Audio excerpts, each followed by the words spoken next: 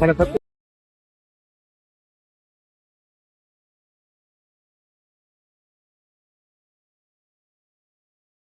இந்த வீடியோவை பார்க்கும்போது எனக்கு ரொம்ப சந்தோஷமா இருந்துச்சு. என்ன அப்படின்னா, இந்த மாதிரி ஒரு சூழ்நிலையில கூட கர்த்தர் ஒரு மனிதருக்கு எவ்வளவு ஒரு சந்தோஷத்தையும், சமாதானத்தையும், அந்த தன்னிறைவையும் ஆண்டவர் கொடுத்து வாழ வச்சிருக்கிறார் அப்படின்னு பார்க்கும்போது, ரொம்ப மகிழ்ச்சிகரமான ஒரு விஷயமா இருந்துச்சு.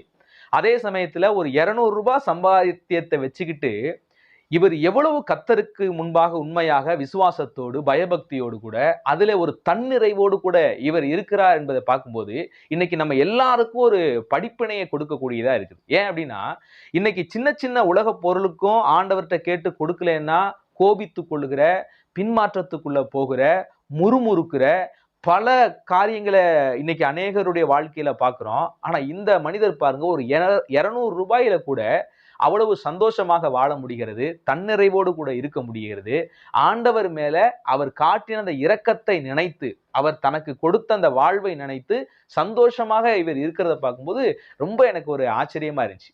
அதே சமயத்துல இந்த வீடியோவில் எனக்கு அதிகமா என் மனசை ரொம்ப பாதிச்ச ஒரு பகுதியும் இருக்குது. அது என்னன்னு கேட்டீங்களா, 200 ரூபா சம்பாதிக்கிற அந்த நபர்கிட்ட கூட இன்றைக்கு சபை ஊழியர்கள் பார்த்தீங்கன்னா இந்த தசமபாகம் என்கிற ஒரு போதனையை ரொம்பவே அடிப்படை போதனையாக மாத்தி வச்சிருக்கிறாங்க. இப்ப இந்த நபருக்கு உண்மையாகவே இருக்கிற ஆண்டருக்குள்ள வளர்ந்து இருக்கிற அந்த சத்தியம் தெரியுமா தெரியல. அடிப்படையா கடவுள்கிட்ட அன்பு கூறாரு, விசுவாசமா இருக்கிறாரு, தன்னிறைவா இருக்காரு, சந்தோஷம். ஆனா தேவனுக்குள்ள உள்ள வளர்ச்சி இருக்குதா? இப்ப நம்ம எபிரேயர் புத்தகம் 6ஆம் அதிகாரத்துல பார்க்கும்போது அடிப்படை உபதேசத்தை தாண்டி பூரணராகும்படி கடந்து போவோமாகன்னு சொல்லுது பாத்தீங்களா? அந்த ஒரு தன்மை இருக்குதான்னு கேட்டா இல்ல அவர்கிட்ட. ஆனா அடிப்படை உபதேசத்துல அந்த எபிரேய ஆக்கியோன் எழுதாத ஒரு விஷயம் என்னன்னு கேட்டீங்கன்னா தசமபாகம். ஏன்னா புதிய ஏற்பாட்டுல எங்கேயுமே தசமபாகம் இல்லை. ஆனா இன்றைய திருச்சபைகளை பாத்தீங்கன்னா ஒரு 200 ரூபாய் சம்பாதிக்கிற ஒரு ஏழை நபர்கிட்ட இருந்து கூட இந்த தசமபாகத்தை வசூலிக்கிற நபர்களாக இருக்கிறாங்க. இது ஒரு மிகப்பெரிய கொடுமை. ஆண்டவர் நமக்கு சிலுவையில பெற்று தந்த விடுதலையை மறைத்து இன்னுமே கூட சில நியாயப்பிரமாண உபதேசத்திலே அடிமைத்தனத்துக்குள்ள ஜனங்களை வச்சிருக்கிறது தான் மிகப்பெரிய கொடுமையிலும் ஒரு கொடுமையா இருக்குது. இந்த மாதிரி நபருக்கு சபை கொடுக்கணுங்க, ஊழியக்காரங்க கொடுக்கணும். பவுல் சொல்றாரு, வாங்குவதை பார்க்கிலும் கொடுப்பதே உத்தமம் என்று கர்த்தராகிய இயேசு கிறிஸ்து போதித்த வசனம் அப்படின்னு சொல்லி பவுல் சொல்றாரு. அப்ப இந்த மாதிரி ஏழை எளிய மக்களுக்கு இன்னைக்கு கொடுக்கறதை விட்டுட்டு அந்த மக்கள் இருந்து வாங்குறாங்க. இதுக்கு இவங்க வச்சிருக்கிற ஒரு மோசமான கேவலமான ஒரு வார்த்தை என்ன தெரியுமா? நாங்க எதுக்கு அவங்க கிட்ட வாங்குறோம்னு கேட்டீங்கன்னா, அவங்க ஆசீர்வதிக்கப்படுவதற்காகத்தான் நாங்க வாங்குறோம். ஏன்னா அவங்க கொடுத்தா தான் ஆசீர்வாதம் அப்படிங்கிற ஒரு கண்ணோட்டத்தை மைண்ட்ல ஏத்தி வச்சிருக்கிறாங்க. எவ்வளவு பெரிய ஒரு ஒரு துர்ப்புத்தின்னு பாருங்க. இது ரொம்ப மோசமான புத்தி. இது அவங்க வாங்குற ஸ்டேஜ்ல இருக்கிறாங்க. ஆனா அவங்க கிட்ட இவங்க வாங்குறாங்க. நல்லா பிச்சைக்காரன்ட்டு இருந்து வாங்க முடியுமா யாரும்? பிச்சைக்காரனுக்கு நம்ம கொடுக்க தான் தோணுமே ஒழிய, பிச்சைக்காரனே நீ கொடுத்தாதான்டா உனக்கு ஆசீர்வாதம்னு எவனாவது போய் கேட்பாங்கன்னா, ஆனா இன்னைய பெந்தகோஸ்தே ஊழியர்கள் அதை கேட்பாங்க. ஒரு 200 ரூபாய் சம்பாதிக்கிற ஒரு மனிதன்கிட்ட கூட தசமபாகம் என்கிற உபதேசத்தை அவர்கள் திணித்து, புதிய உடன்படிக்கையிலே எந்த இடத்திலும் இல்லாத தசமபாகத்தை போதனையாக திணித்து வசூல் பண்ணி இன்றைய ஊழியக்காரர்கள் பார்த்தா ரொம்ப சொகுசாக கார்லையும் பங்களாவிலையும் கோட்டு ஷூட்டை மாட்டிக்கிட்டும் பந்தாவா வாழ்றாங்க. இதை பார்க்கும்போது அவலட்சணமா தெரியலையா? பைபிள் இதையா நமக்கு கற்றுக் கொடுக்குது? இது வேத போதனை அல்ல, இது கிறிஸ்து போதித்த உபதேசம் அல்ல. இன்னைக்கு இந்த மாதிரி தசமபாகத்தை போதிக்கிற போதகர்கள் குறித்து தயவு செஞ்சு எச்சரிக்கையா இருங்க. பிரியமான தேவனுடைய பிள்ளைகளை, ஏன் இதை நான் சொல்றேன் அப்படின்னா, தசமபாகம் என்கிற ஒரு கட்டளை பைபிள்ல இருக்குது. ஆனா புதிய ஏற்பாட்டு திருச்சபைக்கு அது இல்லை. பைபிள்ல யாருக்கு அதை கொடுத்தாரு? யூதர்கள், இஸ்ரவேல் மக்களுக்கு அதை ஒரு நாட்டு சட்டமாக கொடுத்தார். நாட்டுல இப்ப நம்ம நாட்டுல நிறைய சட்டங்கள் இருக்கு பாத்தீங்களா? அந்த மாதிரி அந்த நாடே கர்த்தருடைய நாடு. அந்த நாட்டில் இருக்கிற அத்தனை பேரும் ஆண்டவரை சேவிக்கிற மக்கள். அவங்க எப்படி எல்லாம் வாழணும், எப்படி பின்பற்றணும், நாட்டுல என்னென்ன விஷயங்கள் இருக்குன்னு ஒரு டாக்ஸ் மாதிரி இந்த தசமபாக காரியத்தை கடவுள் அவங்களுக்கு கொடுத்திருந்தார். அந்த நாட்டில் உழைக்கிறவங்க ஒவ்வொருவரும் இந்த தசமபாகத்தை பிரித்து எடுத்து ஒரு 4 மக்கள் அதிலே சாப்பிட்டு புசித்து திருப்தி அடையும்படி, நாட்டுல எந்த பஞ்சமும் இல்லாதபடி, நாட்டுல எந்த ஏழையும் பசியோடு சாகாதபடி இந்த ஒரு கட்டளைய பிரமாணத்தை இஸ்ரவேல் மக்களுக்கு தேவன் தந்திருந்தார். அதை குறித்து ஒரு வசனத்தை மட்டும் நான் வாசிக்கிறேன். உபாகமத்தின் புத்தகம் 14ஆம் அதிகாரத்துல 28ஆம் வசனமும் 29ஆம் வசனத்தையும் வாசிக்கிறேன், கவனிங்க. 3ஆம் வருஷத்தின் முடிவிலே அவ்வருஷத்தில் உனக்கு வந்த பலன் எல்லாவற்றிலும் தசம பாகத்தை பிரித்து உன் வாசல்களில் வைக்க கடவாய். ஃபர்ஸ்ட் அந்த தசம பாகத்துல யார் யார் பங்கடைனுங்கிறத ஆண்டவர் எழுதி வச்சிருக்காரு பாருங்க.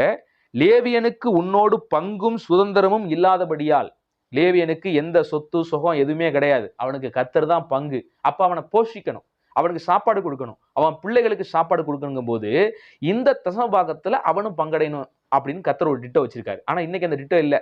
இன்னைக்கு விசுவாசிகளை காட்டிலும் ஊழியக்காரங்க தான் சொத்து சுகம் காரு பங்களா எல்லாம் வச்சிருக்கிறாங்க. ஆனா அன்னைக்கு லேவியனுக்கு பார்த்தீங்கன்னா எந்த சொத்து சுகமும் அவனுக்கு உரித்தானது கிடையாது. அதனால அவனை போஷிக்கும்படி இந்த தசம பாகத்திலும் தேவன் பங்கடைய வச்சாரு. இப்ப லேவியனும் அவனோடு உன் வாசலில் இருக்கிற பரதேசியும் திக்கற்றவனும் விதவையும் வந்து புசித்து திருப்தி அடைவார்களாக. அப்பொழுது உன் தேவனாகிய கர்த்தர் உன் கையில் செய்யும் வேலையிலெல்லாம் உன்னை ஆசீர்வதிப்பார் அப்படின்னு எழுதுறாரு. அப்ப இந்த தசமபாகத்தை வாசல்ல கொண்டு வந்து வைக்கும்போது லேவியன், திக்கற்றவன், பரதேசி, விதவை, இந்த 4 பேருக்கும் பார்த்தீங்கன்னா சாப்பாடு கிடைக்கிறதுக்கு வழி இல்லாத நபர்கள். இவர்களை எல்லாம் திருப்திகரமாக போஷிக்க தான் ஒரு நாட்டினுடைய சட்ட விதியாக தசமபாகத்தை தேவன் வைத்தாரே ஒழிய, புதிய ஏற்பாட்டுக்கு வரும்போது தசமபாகத்தை திருச்சபைக்கு போதிக்கவே இல்லை. எந்த அப்போஸ்தலர்களும் அதுக்கப்புறம் வந்த சபை சரித்திர வரலாற்றிலையும் கூட இந்த தசமபாகத்தை யாரும் வாங்கல. 10லே 1 பங்கு பிரித்து நீ கொடு அப்படிங்கிற உபதேசத்தை யாருமே செய்யல. ஆனா இன்றைக்கு பைபிளிலே இல்லாத ஒரு உபதேசத்தை இன்றைய போதகர்கள் என்ன செய்யறாங்க? போதிக்கிறாங்க. இது நியாயப்பிரமாண போதனை, இது இஸ்ரவேலுக்கு மட்டும் கொடுக்கப்பட்ட போதனை.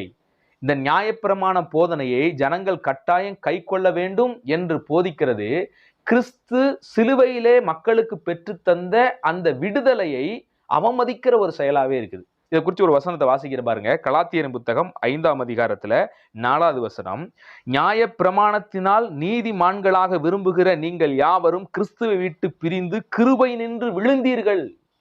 நியாயப்பிரமாணத்தின்படி நான் நீதிமானாகணும், அப்ப தசமபாகத்தை கொடுத்து நான் நீதிமானாகணும், பழைய ஏற்பாட்டில் சொல்லப்பட்ட காணிக்கையை கொடுத்து நான் நல்லவனாகணும், கடவுள்கிட்ட ஆசீர்வாதத்தை பெறணும்னு நினைக்கிற எல்லாரும் கிறிஸ்துவினுடைய கிருபையை விட்டு விழுந்தவர்கள் தான் இப்படி செய்வாங்களாம்.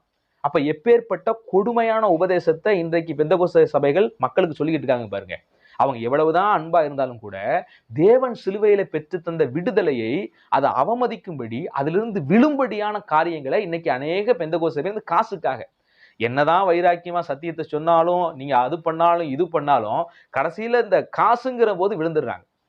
நான் சவாலை விட்டு சொல்றேங்க, புதிய ஏற்பாட்டு சபைக்கு ஆண்டவர் எங்கேயாவது தசமபாகத்தை குறித்து சொல்லியிருக்காரா? புதிய ஏற்பாடு இவ்வளவு புத்தகம் இருக்குல்ல, எங்கேயாவது ஒரு இடத்துல தசமபாகத்தை வாங்கினார்கள் என்றாவோ அல்லது தசமபாகத்தை உபதேசமாக வைத்த விஷயமோ இருக்குதா? ஆண்டவரா இயேசு கிறிஸ்து அன்றைய இஸ்ரவேலனா இருக்கிற ஒரு பரிசேயனை பார்த்து ஒரு வார்த்தை சொல்றாரு, நீ ஒத்தலாமிலும் சீரகத்திலும் வெந்தயத்திலும் தசமபாகத்தை கொடுத்து விட்டு தேவனுடைய நீதியும் நியாயத்தையும் விட்டுற, இதையும் செய்யணும் அதையும் விடாது இருக்கணும் அப்படின்னு யாரை பார்த்து சொன்னாரு? இஸ்ரவேலனை பார்த்து தான் சொன்னாரு. இஸ்ரவேலன் தசமபாகத்தை கொடுத்து விட்டு நீதி நியாயத்தை விட்டுட்டான். அதனால இஸ்ரவேலனை பார்த்து தான், பரிசேயனை பார்த்து தான் கர்த்தர் பேசினாரு ஒழிய திருச்சபையை பார்த்து இந்த பிரமாணத்துவம் நமக்குன்னு எங்கேயுமே பேசல. அப்ப நமக்கு இல்லாத, நம்ம இன்னைக்கு புதிய உடன்படிக்கைக்குள்ள வந்துட்டேங்க. பழைய உடன்படிக்கை அழிந்து போயிற்று, பழையதை தேவன் அவமாக்கி போட்டார், அழித்து போட்டார். இன்றைக்கு நம்ம புதிய உடன்படிக்கைக்குள்ள வந்துட்டோம். இன்னைக்கு நீங்களா விரும்பி கடவுள் ஏவரபடி ஊழியத்துக்கு, ஏழைகளுக்கு, எல்லாருக்கும் நீங்க கொடுக்கலாம், தப்பே இல்லை. நீங்களா மனசுல ஏவி கொடுக்கணும். இதை போதனையா கொடுத்து வசூல் பண்றதுக்கு பாத்தீங்களா, இதுதான் புதிய உடன்படிக்கைக்கு விரோதமான உபதேசம்.